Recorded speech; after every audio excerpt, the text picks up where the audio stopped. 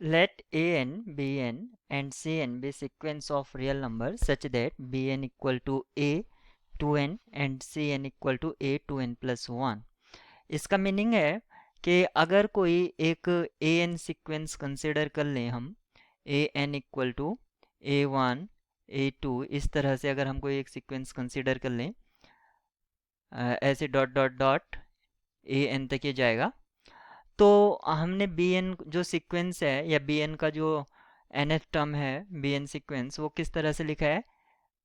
ये यहाँ पर आप देख सकते हैं ए टू एन। यानी कि अगर मैं इस फर्स्ट टर्म को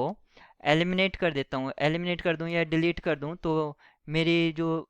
वैसे सेकंड टर्म ये रहेगी, तो A two A four A six इस तरह से। और जो मेरी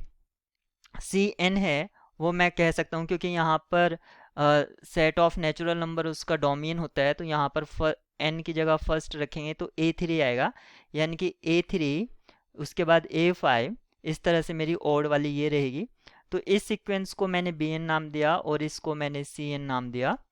तो ये आप देख सकते हैं कि एक ओड टर्म से जनरेट हो रही है और एक इवन टर्म से जनरेट हो रही है, और उसकी फर्स्ट टर्म को सपोज करो हमने डिलीट कर दिया। अगर किसी सीक्वेंस की अगर कुछ टर्म्स डिलीट कर दें, एक नहीं अगर कुछ टर्म्स डिलीट कर दें, तो उसके कन्वर्जेंस पर कोई फर्क नहीं पड़ता है। तो यहाँ पर ये कहा है then a n is convergent. अगर ए एन कन्वर्जेंट है तो हम ये जानते हैं कि अगर कोई भी कन्वर्जेंट सीक्वेंस, उसके all subsequence, not only one और two, all subsequence must be convergent. लेकिन हम ये नहीं कह सकते कन्वर्स में कि अगर कुछ सबसीक्वेंस, किसी सीक्वेंस की अगर कुछ सबसीक्वेंस अगर कन्वर्जेंट हैं तो वो सीक्वेंस भी कन्वर्जेंट होगा, ऐसा नहीं कह सकते हैं।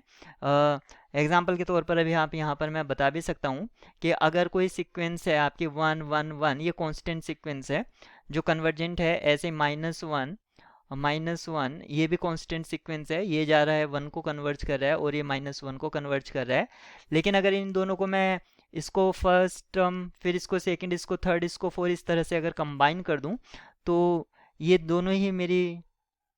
ए एन, अगर मैं इसको कंसिडर कर लेता हूँ one minus one, one minus one, तो इस तरह से आप देखेंगे कि एक A N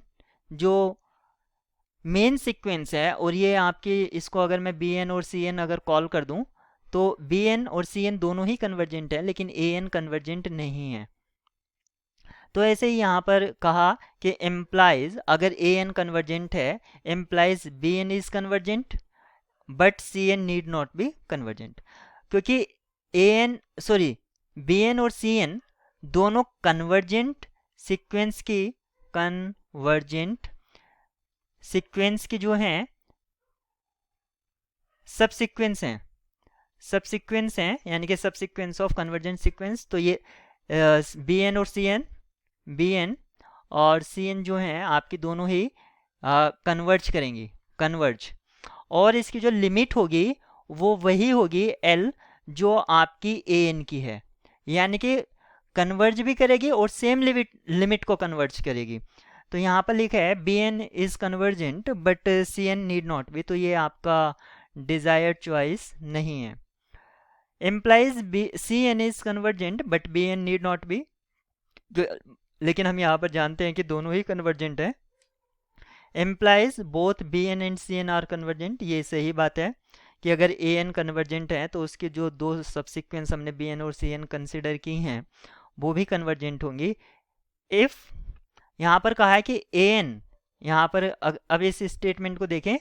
A n is convergent, ये ऑप्शंस डी की बात कर रहा हूं मैं, options D, a n is convergent, convergent if, यहाँ पर लिखा है, आप यहाँ पर देखें, both b n and c n are convergent, b n and c n tends to same limit l, अगर ऐसा है तो यहाँ पर ए एन कन्वर्जेंट होगा अगर बी एन और सी एन कन्वर्जेंट होगा। तो ऐसा जरूरी नहीं है, अभी मैंने स्टार्टिंग में यही आपको बताया था कि अगर बी एन और सी एन दो कन्वर्जेंट सीक्वेंस है, लेकिन ए एन जो इसके मेन सीक्वेंस है, या हम कह सकते हैं जो बड़ी सीक्वेंस है वो कन्वर्जेंट नहीं है, तो ये भी हमारा डिज़ायर नहीं है। तो इसमें जो करेक्ट ऑप्शन था वो ऑप्शन सी है।